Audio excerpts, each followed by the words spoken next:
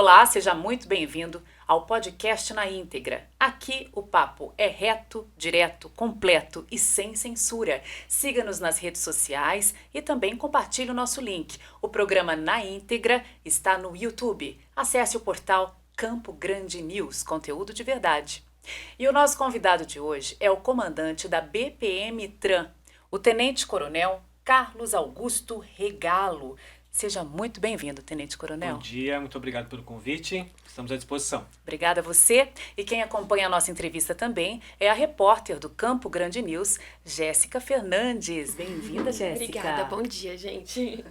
Tenente Coronel, o trânsito é um assunto que dá pano para manga. E para começar, vamos falar de comportamento, que eu acho que o trânsito tem tudo a ver com comportamento, né? A gente estava até falando um pouquinho antes aqui sobre empatia no trânsito. Bom, os motoristas de Campo Grande têm uma fama, pelo menos eu já escutei muito, de serem mal educados. Primeiro porque não dão seta, já ouvi muito desse tipo de reclamação, os próprios motoristas falam deles mesmos. Não abrem espaço para o outro passar, alguns se comportam, já vi inclusive essa analogia, como gado. Por exemplo, tem duas filas, eles ficam todos enfileirados na mesma, e aquela fila enorme do outro lado tem espaço para ficar e ninguém entra. O senhor concorda com isso? Isso se concretiza na prática da fiscalização? O que a gente pode observar bastante assim é que o principal problema no trânsito é que a pessoa não consegue enxergar a si própria. As pessoas têm muita facilidade em apontar o erro do outro. Então ela consegue dizer que o outro não usa seta, que o outro dirige mal, dirige devagar ou dirige muito rápido, mas não consegue ter esse olhar para si, para o seu comportamento. Tem estudos que mostram que as pessoas têm uma grande dificuldade em se admitir um mau condutor. Isso é interessante, e você acaba criando conceitos para que justifique até a sua má condução. Então, o que gera você dirigir mal não é a sua atitude, é sempre a atitude do outro. Do outro. Exato. Então, a gente observa ali nos acidentes, principalmente, quando a gente vai atender um acidente de trânsito, é raríssimo alguém se dizer culpado pelo acidente. É sempre o outro que provocou o acidente. Falta a autorresponsabilização. Exato. E aí a gente acaba tendo algumas premissas que são totalmente infundadas. A gente ouve as pessoas dizerem que se ela beber, ela vai dirigir melhor. É muito comum as pessoas dizerem isso. Não, mas quando eu bebo, eu dirijo até melhor. Meu Deus, que absurdo. É um absurdo, né? Isso talvez ajude a explicar a grande quantidade de pessoas que ainda insistem em dirigir sob influência do álcool. A gente diz que o que mata no trânsito é a rotina. É a reiteração de atitudes que são potencialmente desencadeadoras de acidentes. Então, se eu bebo uma vez, conseguir sair do ponto A e chegar no ponto B e não aconteceu nada, eu crio para mim a regra de que beber e dirigir não é perigoso. Então, eu faço isso faço duas. Bom, hoje eu tomei uma e não aconteceu nada. Então, eu posso tomar duas, não vai acontecer nada. E de fato não aconteceu. Mas vai acontecer, não tenha dúvida, vai acontecer. Prova disso são a quantidade de acidentes. Uma hora vai ser você.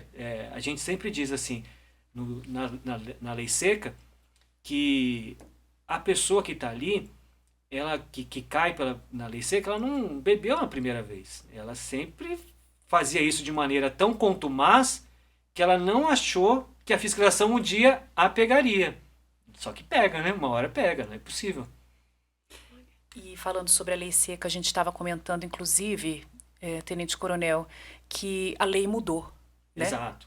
E é interessante a gente falar sobre isso, porque até então, muitos condutores que eram pegos negavam a se colocar à disposição para fazer o teste do bafômetro. Hoje isso não tem tanta diferença, né? Existia a percepção de que a pessoa não poderia produzir prova contra si.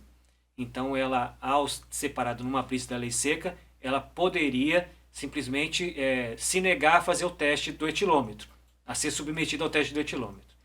Só que isso passou a ser tão reiterado que o legislador ele falou, não dá, não pode ser assim, porque senão as pessoas vão continuar bebendo e a gente vai ter essa grande quantidade de acidentes.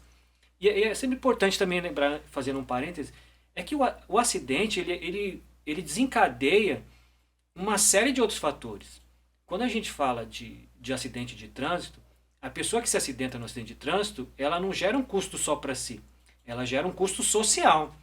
Porque se ela se acidenta e se fere, ela vai ser encaminhada para uma unidade de saúde. E na unidade de saúde já vai ter uma superlotação natural. Então essa pessoa ela vai estar contribuindo, inclusive, para o inchaço dos órgãos de saúde. Então, se a gente for hoje na ala ortopédica da Santa Casa, por exemplo, grande parte das pessoas que estão lá são provenientes de acidente de trânsito. Então, a gente tem uma média diária em Campo Grande de 30 acidentes ao dia. E desses 30, 10 são com vítimas. É uma média que flutua, mas não muda muito. Então você tem 10 pessoas ao dia sendo encaminhadas para as unidades de saúde. Só que essa pessoa que é encaminhada para a unidade de saúde, a gente até comentava, não são escoriações, não é um arranhão, geralmente é uma perna quebrada, um ferimento grave que vai precisar que essa pessoa fique dias na unidade de saúde. Só que os 10 de hoje vão se juntar aos 10 de amanhã, que já se juntaram aos 10 de ontem. Então é uma cadeia de eventos que vão acontecendo, que vão gerando custos sociais muito graves. Então é importante que a gente diga isso, que a pessoa, quando se para pensar no trânsito, ela não tem que pensar de uma maneira individual, e sim coletiva. Tenente Coronel, eu estava lendo esses dias questões conceituais sobre violência e a profissional era uma psicóloga dizendo que a sociedade brasileira é violenta, o Brasil é um país violento, sim. E que isso acaba se naturalizando nos comportamentos, né? Sim. E o que acontece no trânsito é um espelho disso também. O senhor considera o nosso trânsito um trânsito violento? Eu considero. A gente conversava agora há pouco, a gente tem na cidade de Campo Grande acidentes que são de extrema gravidade. A gente, obviamente, se atenta para números que chocam, que são o número de óbitos. Os óbitos, eles chocam porque, enfim, é o limite, né, da violência, é a perda da vida da pessoa. Mas a gente tem um grande número de acidentes ainda em que as pessoas ficam incapacitadas, né? Pessoas que ficam meses sem poder trabalhar, fraturas expostas, perda de massa encefálica, traumatismos cranianos, pessoas que, enfim, ficam ali inválidas em razão dos acidentes. E a gente tende a entender que esse tipo de acidente ele poderia ser... O que talvez gera mais desalento em relação a isso é saber que o acidente poderia ser evitado. No caso do álcool, por que o álcool ele é tão combatido na direção de veículo? É porque os acidentes gerados pelo uso do álcool são sempre acidentes muito agressivos. E geralmente tem a ver com isso que a gente está falando. Eles são acidentes que provocam uma culpa na coletividade. A gente poderia até ter um olhar egoísta e falar, não, mas a pessoa que bebe, ela traz um problema só para si. Mas não é. Ela traz um problema para... Eu posso estar transitando na calçada da minha casa, em frente da minha casa, e vir alguém que bebeu e simplesmente me atropelar, né? É um problema social. Claro, claro. Então a ideia de se recusar a fazer o teste do etilômetro tinha a ver com isso, das pessoas conseguirem entender a gravidade do fato, mas como não tinha nada que as obrigasse a fazer o teste do etilômetro, elas simplesmente se recusavam. Com a mudança da legislação, o que acontece? Hoje a pessoa que é convidada a fazer o teste do etilômetro e se recusa, ela automaticamente já é notificada pela recusa. E a recusa, o valor da infração é exatamente igual ao que se ela fizesse o teste e acusasse que existe o álcool. Então hoje a pessoa que é parada numa blitz de lei seca e se recusa a fazer o teste do etilômetro, ela vai ser notificada por uma infração gravíssima, só que multiplicada por 10. Ou seja, a infração de trânsito hoje da recusa ao teste do etilômetro é de R$ 2.934. Se por acaso ela no período de 1 ano for novamente abordada e se recusar, esse valor é multiplicado por 20. Então ela vai ter uma infração de quase R$ 6.000 que ela vai ter que pagar. Fora que ela vai ficar ainda 12 meses com a suspensão do direito de dirigir, que para alguém que precisa do trânsito para trabalhar é algo muito grave, né? Então a pessoa vai perder emprego, enfim, a lei hoje ela é muito severa. E a gente esperava e espera que essa severidade da lei ela provoque uma diminuição na quantidade de pessoas dirigindo sob influência de álcool. Só que infelizmente o que a gente tem observado é que os números da lei seca eles têm se mantido, que é muito grave, né? As pessoas, independente ainda da severidade da lei ainda tem literalmente pagado para ver. A gente faz todas as quintas, sextas e sábados a blitz da lei seca em Campo Grande. Às vezes no domingo também e nos feriados. Isso eu não omito, né? As pessoas geralmente gostam de dizer que as blitz são surpresas e eu não tenho problema nenhum em falar. Nós fazemos blitz de lei seca quintas, sextas e sábados, domingos, feriados, geralmente a partir das 10 horas, sem horário para acabar. E sem local definido, porque a gente faz conforme a gente entende que ele é próximo de corredores de bares, restaurantes, de conveniências. Mas esses números eles têm se mantido. A gente tem uma média de mais de 10% das pessoas ainda conduzindo veículos sob influência de álcool, que é muito. Ainda existe, né, Tenente Coronel, essa questão também do perfil. O perfil reincidente, o perfil desafiador, né? Tem certas pessoas que não têm limite. Quando você fala na violência dos acidentes, né, que acabam acarretando aí centenas de internações e ônus para toda a sociedade, a Jéssica tocou num assunto bem interessante, que é a questão da migração do trânsito do centro para os bairros, né? Que tem bairros aqui, por exemplo, as Moreninhas, que acabou se tornando uma cidade, né? E aí nas vias que são corredores desses bairros, os acidentes começaram a acontecer também, né, Jéssica? Isso. E uma coisa que eu também quero perguntar é, na sua visão, quantos trânsitos existem em Campo Grande? Porque muda muito o comportamento, né, do centro para os bairros. É impressionante. A gente nota que nos bairros mais afastados existe uma desobediência maior às regras de trânsito. Mas por que tem essa percepção? Porque a fiscalização é mais difícil de alcançar nesses locais. Então a ideia da não fiscalização sugere à pessoa que conduz que ela está mais apta a não ser pega. Então ela tem um comportamento um pouco mais perigoso no trânsito. O que a gente tem feito para tentar combater isso? A gente tem levado a fiscalização para os bairros mais distantes.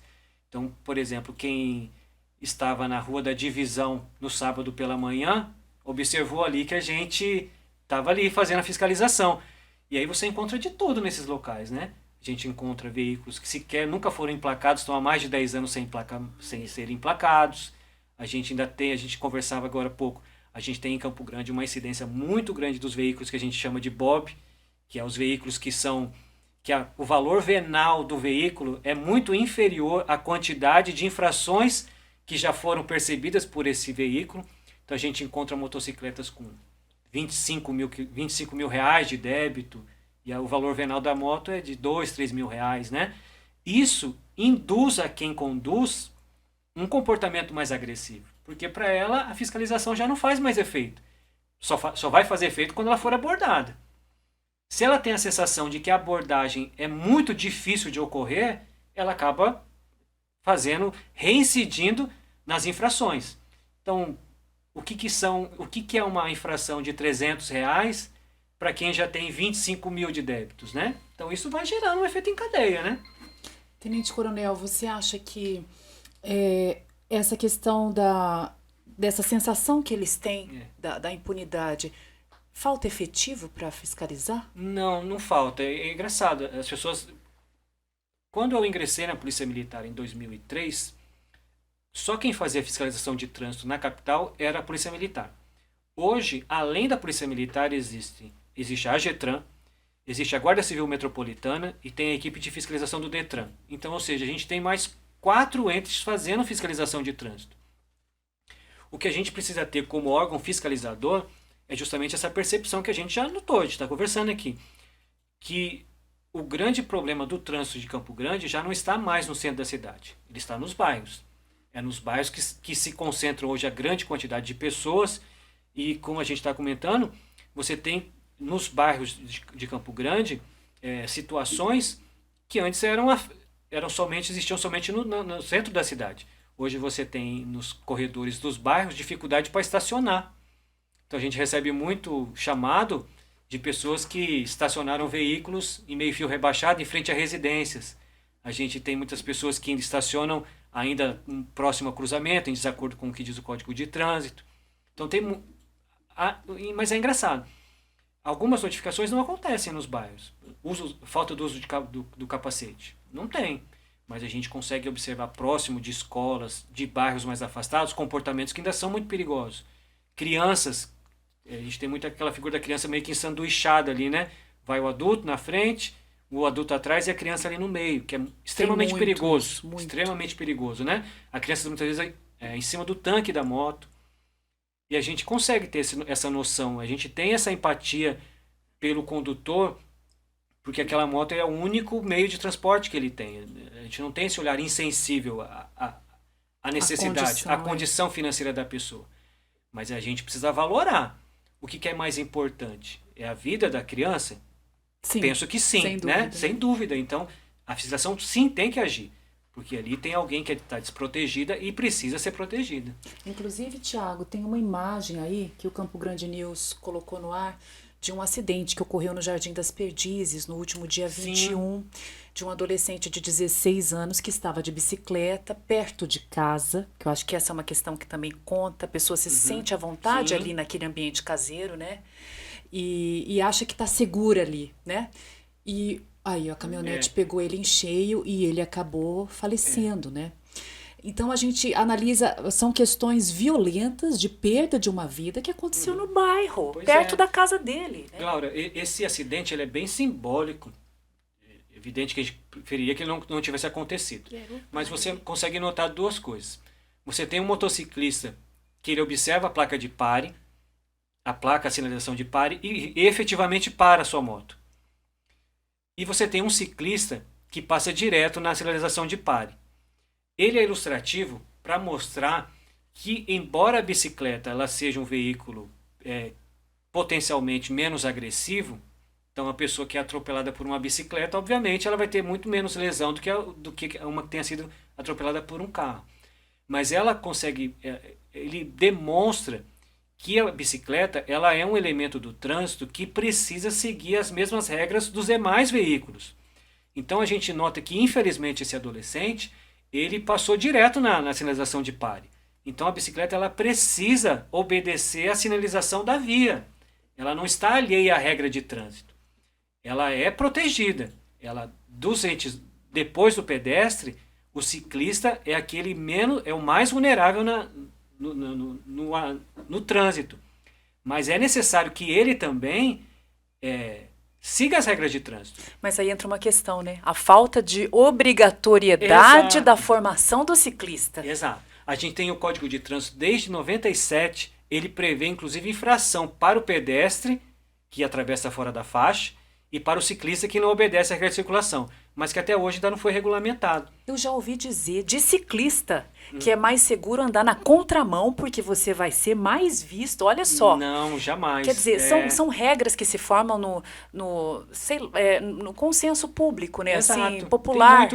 Tem muito isso, né? E se disseminam, né? Mas assim, a regra é sempre no sentido de beneficiar, né? Esse que é o problema. Eu vou transitar já que eu tenho um veículo que não pode ser alcançado pela fiscalização, eu começo a estabelecer regras que me favoreçam. Mas as regras que me favorecem nem sempre são as que me deixam mais seguros. E aí chega uma conclusão, né, Tenente? Podia ter uma política pública que contemplasse os ciclistas, algumas coisas dentro das escolas, porque são muitos adolescentes e crianças que andam de bicicleta também, tem né? bastante. Idosos também, né? Porque uma junção de fatores que precisam acontecer. As pessoas os ciclistas se queixam muito da falta de ciclovias e de ciclofaixas na cidade de Campo Grande. E é uma verdade. Reclamação né? antiga. Né? Existe um déficit muito grande. Então, se eu quero transitar, por exemplo, da Moreninha para chegar até o centro da cidade, eu vou ter pouquíssimas opções de ciclovia e de ciclofaixa.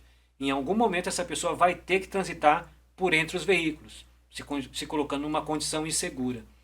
Então, é preciso também que o poder público tenha essa atenção em relação a esse tipo de condutor, né? Eu acho que, inclusive, esse caso poderia ser uma bandeira a se levantar com relação à conscientização dos ciclistas. Eu, por exemplo, confesso que eu não encaro de bicicleta eu acho muito trânsito. perigoso. Eu também acho muito perigoso. O trânsito de Campo Grande... Eu gostaria muito, porque essa questão de disseminação da ideia de que a gente deve, inclusive para o exercício físico, menos poluição, né? Mas eu não encaro, não. E você, Jéssica? Eu já andei bastante de bicicleta, né? É interessante que, embora na escola não tenha aprendido essa parte de educação no trânsito, eu aprendi com a minha mãe, né? Então a gente tem muito essa questão do exemplo que os próprios pais às vezes podem fazer a sua parte, né? De, quem sabe, se esse adolescente tivesse sido educado pelos pais, olha, presta atenção, cuidado. Exato. Mas anteriormente você estava falando sobre essa questão dos bairros e me veio, assim, uma curiosidade, né? Se tem um top 3 de bairros onde mais ocorrem esse tipo de infrações. Assim, não acidente, né? Mas o que você estava mencionando. A gente sempre é perguntado sobre manchas criminais e também manchas de acidente de trânsito. Onde será que acontece mais acidentes em Campo Grande? Uma prova de que a fiscalização e a sinalização ela é efetiva, nós tínhamos antigamente em Campo Grande um cruzamento que era o recorde de acidentes aconteciam ali, que era no cruzamento da Avenida Afonso Pena com a Ernesto Geisel. Onde tem o córrego ali e tal, então tinha muito. Então, desde que foi feito o reordenamento ali com a sinalização, colocação de radares, proibição da conversão à esquerda e à direita, tendo que fazer o retorno mais à frente, praticamente zerou a quantidade de acidentes ali. Então, mostra como que a fiscalização ela pode ser útil. Só que, como a gente falou, a cidade de Campo Grande ela pulverizou, né? A questão do trânsito ela foi pulverizada. Então hoje não existe mais um local que a gente pode dizer, ó, esse aqui acontece muito acidente. Não tem. Realmente é muito distribuído. A gente não tem como precisar, ó, essa avenida aqui ela tem muito acidente ou não tem. É bem pulverizado. Nem pelas regiões, assim, entre as 7 regiões não tem uma... Não tem. Infelizmente a gente tem... o problema do trânsito, ele é pulverizado, né? É uma coisa que não tem um local assim. Talvez até por isso que é muito difícil você definir pontos de fiscalização. A fiscalização ela tem que ser o mais abrangente possível e mais pulverizada. Quanto mais pulverizada, melhor, né? Para a gente conseguir realmente atuar. Tem um fator que é importante, a gente sempre fala que o trânsito ele é muito dinâmico, né? O trânsito ele tem essa dinamicidade. Eventos que acontecem hoje não aconteciam há 10 anos. Então, há 10 anos não se falava de bicicleta elétrica. Há 10 anos não se falava de aplicativo, né? Nem imaginava, existia só o táxi ali para a pessoa utilizar. E não se falava de moto entregador, né? As pessoas iam a restaurantes, era muito raro, existia, mas de maneira muito pontual, né? Hoje o motoentregador ele faz parte da rotina, não só do centro, como dos bairros. E essa dinamicidade, ela infelizmente é sempre contra a segurança no trânsito. Explico por quê. Os países mais desenvolvidos, eles preconizam que para a melhoria do trânsito, você tem que investir pesadamente em transporte coletivo. Porque o transporte coletivo, ele leva mais pessoas de um ponto A para o ponto B, então você tem menos veículos transitando na via. Então, tendo menos veículos transitando na via, obviamente você vai ter menos acidentes. Menos veículos, menos acidentes. Conosco, aqui em Campo Grande, aconteceu o contrário. Tem uma pesquisa que diz que 50% das pessoas que utilizam os aplicativos, elas vieram do transporte coletivo. Ou seja, as pessoas saíram de dentro dos ônibus e ingressaram na via nos veículos de aplicativo. O que fez com que a gente tivesse mais veículos transitando nas vias. Ou seja, aumenta o número, mais veículos, mais acidentes. A gente tem nas vias de Campo Grande muitos veículos que não prescindem da regularização. Que são que a gente falava agora há pouco das bicicletas elétricas, dos veículos autopropelidos, que são veículos que não precisam ser registrados. E a gente vê que eles hoje fazem parte da rotina da cidade. E das estatísticas de acidente. E de acidente, porque as pessoas se colocam numa condição de vulnerabilidade muito grande. Embora a lei não obrigue, se eu vou ingressar com uma motocicleta elétrica na via, eu tenho que ter a consciência de que eu preciso utilizar o capacete, no mínimo um capacete. A gente teve, infelizmente, esse ano de Campo Grande, um óbito de uma ciclista de bicicleta elétrica que ela faleceu justamente pela falta do uso do capacete. Houve um problema mecânico na bicicleta, travou o pneu, a bicicleta capotou e ela veio a bater com a cabeça no meio-fio e faleceu. Se ela estivesse utilizando o capacete, provavelmente não teria vida óbita, teria se lesionado ali, uma escoriação no máximo, né? Tenente Coronel, essa questão aí das bicicletas elétricas, das motos elétricas, do fenômeno dos moto-entregadores que se acentuou ainda mais na pandemia, né? Virou uma indústria milionária, Exato. né? E eu queria entrar nesse assunto, mas abordar também o grande temor das mães, que é os filhos andarem de moto. E isso tá assim, eu acho que tem muitas mães com o coração na mão, porque essa via do moto entregador se tornou um ganha-pão de muita gente. E acaba que o quê? Os próprios pais acabam colocando essas motos nos nomes deles, para que seus filhos possam trabalhar e, enfim, ganhar a vida, né? Como é que fica essa questão, né? Os pais que colocam o nome lá e aí o filho tá andando sem CNH e acaba se envolvendo num acidente. Isso também é uma causa de preocupação para a fiscalização, né? Porque precisa mudar a consciência da população, né? Cláudia, a questão do moto entregador é uma questão assim que ela é tão profunda no aspecto social, porque observe, e eu digo isso não querendo delegar culpa a ninguém, mas todos nós, como sociedade, também temos um pouco de responsabilidade sobre os acidentes que advêm sobre os motoentregadores. Note que a gente, quando faz uso do aplicativo do veículo 4 rodas, se a pessoa que transita, que dirige o veículo para mim, se ela avança o sinal, se ela transita numa velocidade muito superior à da via, ela ultrapassa de maneira indiscriminada, ela vai ter uma avaliação. E se eu for chamar um aplicativo e a avaliação desse cidadão for 1 estrelinha, 2 estrelinhas, eu já não vou querer transitar com ele. Provavelmente eu vou abdicar daquela corrida e vou solicitar um outro condutor melhor avaliado. Isso a gente faz no dia a dia de maneira quase que inconsciente, né? Inclusive existe a preocupação do próprio condutor de aplicativo em transitar de maneira segura para que ele seja bem avaliado. Mas note que em relação aos motoentregadores isso não acontece. É o contrário, né? Quanto mais rapidamente ele Exato. chegar com a entrega, melhor Por isso que eu digo ele será remunerado. que a né? gente também tem um pouco de culpa nisso, nesse sistema que é perverso. A gente, quando pede alguma coisa via motoentregador, tudo que a gente quer é que ele seja o mais rápido possível, independente da condição em que ele chegou na minha residência. Se ele teve que avançar sinal, se ele teve que ultrapassar, transitar em velocidade superior. Então esse é um problema social, né? Exato. Eu nunca tinha pensado sobre esse aspecto. É importante E que a gente exatamente tenha esse isso. olhar mais humano.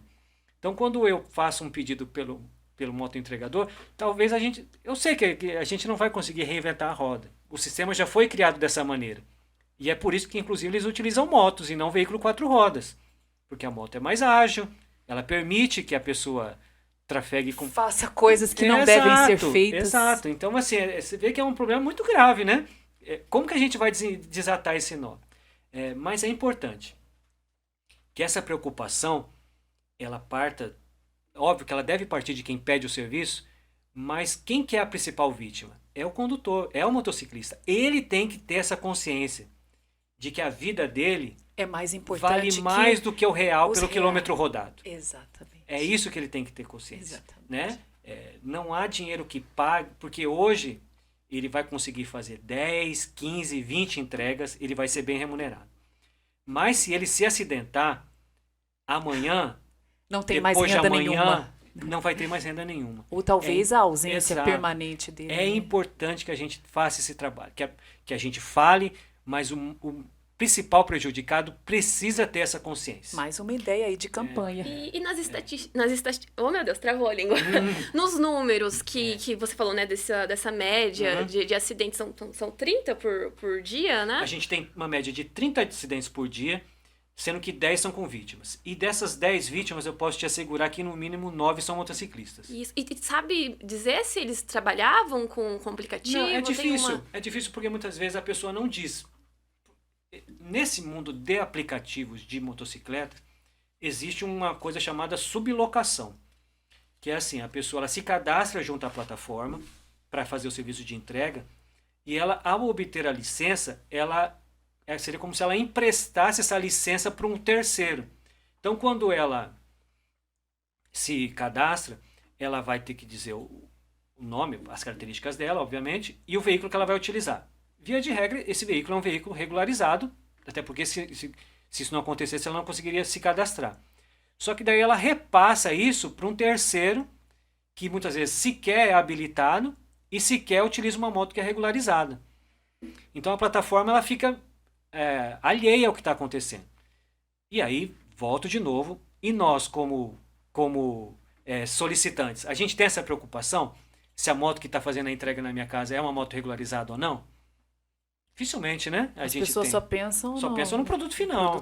No produto final. Então é importante que exista também essa pressão social sobre as administradoras, sobre os aplicativos de entrega, para que exista também um controle maior, né? A gente tem hoje o principal elemento de distração na condução de veículos, que é o celular, né? O celular hoje ele é, depois do álcool, acho que o grande causador de acidentes. Aí entramos numa questão importante. O drone ajudou muito a fiscalização nesse sentido, de captar o infrator que usa o celular dentro do carro? Essa questão do drone é bem engraçada, né? Porque as pessoas querem fazer acreditar que o drone passou a ver aquilo que não existia antes. Mas o drone ele só conseguiu cristalizar aquilo que já acontecia, né? Ninguém aqui inventou a roda, né? O drone ele só está dando visibilidade ao que já acontecia. Hoje no centro na cidade de Campo Grande, eu imagino também em outros locais, né? O celular ele é um elemento realmente que é um grande causador de acidentes. E hoje as pessoas têm uma conexão tão grande com o aparelho que acaba sendo quase que mecânico, é quase que instintivo a pessoa parar no semáforo e já fazer uso do celular. Exato. Se fosse isso é ruim. Isso é ruim, obviamente. Mas se fosse... E é uma infração, E é uma infração. E é uma infração. Mesmo que estiver parado. Exato, mesmo que estiver parado. Mas pense... O Código de Trânsito é de 97. O legislador, quando criou o código, ele imaginou situações em que a pessoa, ao fazer uso do celular, o faria usando a fala. Vou com uma mão no volante e outra usando o celular para conversar. Hoje não é mais assim. Mas hoje, passado aí quase 30 anos, a gente tem a figura da pessoa digitando, né? Enquanto tá dirigindo, não, olhando para a tela enquanto dirige. Isso assim E quando ela coloca o celular instalado no dispositivo no problema. carro? Isso não é um problema? Há alguns dias a gente, quando teve a questão do drone, a gente foi muito perguntado sobre a questão dos motoristas de aplicativo. E eu dei uma resposta que eu acho que é coerente, porque seria impossível você imaginar que o motorista de aplicativo não faça uso do celular, porque o próprio aplicativo já induz o uso do celular. Seria impossível ele não utilizar, já que é um motorista de aplicativo. O aplicativo está no celular, obviamente ele vai usar. O que a gente tenta combater é o uso do telefone celular que gera a insegurança. Quando a pessoa, é óbvio, é uma infração de trânsito, é a pessoa utilizar o celular enquanto dirige. Mas o que a gente está mais preocupado é no uso do celular, que é o desencadeador de acidentes, que coloca em risco, de fato, a segurança das vias. Eu sempre digo, a pessoa quando ela para de olhar para o trânsito e passa a olhar para o celular com o veículo em movimento, é como se ela estivesse dirigindo com uma venda nos olhos. Então você pensa ali que ela vai transitar ali, 30, 40, 50, 100 metros, olhando para o celular e com o veículo é uma armadilha. Até nos semáforos, né? Você sabe que quando tem aquele delay do sinal abrir, porque a pessoa demorar uns segundos. Tá no celular. E acontece muito isso. Demais, né? Demais. Então acontece bastante. Mas veja só, nesse caso ele não gera um acidente. É errado, mas não gera um acidente. A grande preocupação que a gente precisa ter é com o uso do celular dessa maneira muito mais grave que provoca o acidente. E a gente tem, hoje com o advento das câmeras, a gente tem câmera praticamente em todo lugar, né? Então a gente observa nos acidentes, quando a polícia militar chega para atender a ocorrência, dificilmente a pessoa vai admitir que estava usando o celular. Mas pela característica do acidente, você fala, é óbvio que se a pessoa estava no celular. Porque ela simplesmente não viu que estava na frente, não tem sequer marca de frenagem na via. Então, qual que é uma reação de quem está muito próximo de um acidente? A primeira reação é tentar frear o veículo, né? Com o uso do celular, a pessoa simplesmente não vê o que está na frente dela. Ela só vai parar quando o acidente já aconteceu, né? Então, e aí de novo, a pessoa lá usa o celular de maneira indiscriminada, progressiva, então não é aquela coisa instantânea, vou dar uma olhadinha aqui, parei e tal. Óbvio, no mundo ideal, a pessoa pararia o veículo, estacionaria, faria uso do celular e voltaria para a via. Isso é o mundo ideal. A gente não vive um mundo ideal, né? Não pode ser também falar, não, as pessoas não estão usando. Óbvio que usa o celular, só que se a polícia militar vê, ela vai autuar. Mas é importante que a gente também tenha essa noção de que eu tenho que ter um comportamento quando a polícia militar não estiver presente. O drone, ele foi para tentar trazer essa sensação da fiscalização, para que a pessoa ela tenha a percepção da fiscalização. Por que a gente nota? Você está dirigindo. Aí quando você vê um policial militar de trânsito na via... Já coloca o cinto, já... Mesmo quem está com o cinto, já bate aqui para saber se de fato ele está usando. Se ela tiver com o celular na mão, ela abandona ali na hora. Né? Pode estar resolvendo o maior problema da vida dela. Ela vai deixar o celular de lado. Por que não adotar isso como prática do cotidiano, do dia a dia? Né? Mas não.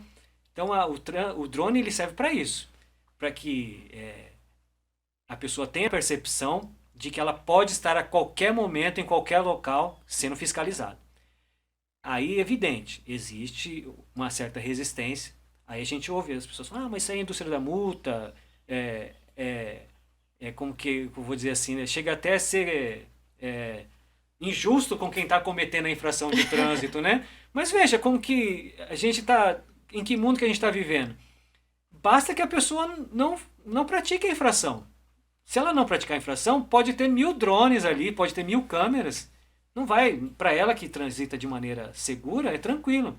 Só se incomoda com o drone ou com os equipamentos de fiscalização quem realmente pratica a infração, né? E como que tá essa questão? Vocês estão...